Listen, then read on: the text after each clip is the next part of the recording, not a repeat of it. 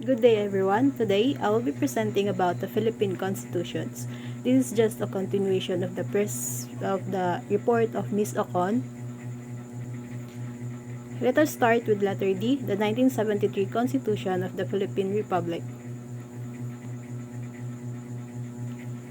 This constitution was ratified on January 17, 1973, during the administration of President Ferdinand Marcos. Under this constitution, the Philippines shifted from a presidential system to a parliamentary system of government.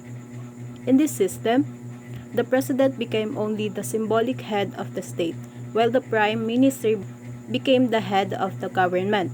The legislative power was given to the National Assembly.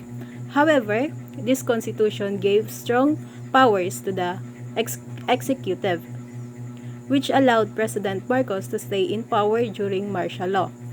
Because of this, many people experienced limitations on their rights and freedoms.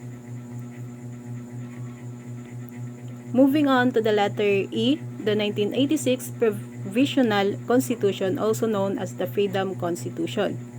This constitution was issued on March 25, 1986, after the EDSA People Power Revolution, when President Corazon C. Aquino became the president.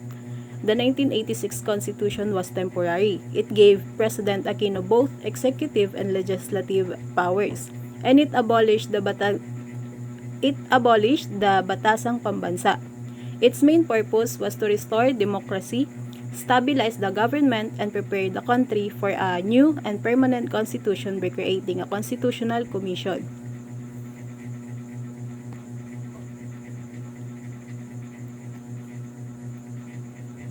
And for the last topic, 1987 Constitution of the Philippines. This constitution was ratified on February 2, 1987, also under President Corazon Aquino. This is the current constitution that we are using today. The 1987 Constitution restored the presidential system of government and strengthened the separation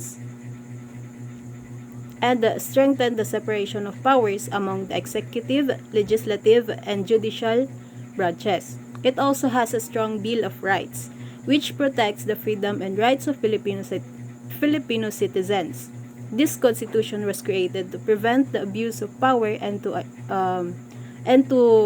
ensure democracy in the country. To summarize, the 1973 Constitution centralized power under the executive. The 1986 Provisional Constitution reserved as a temporary transition after dictatorship.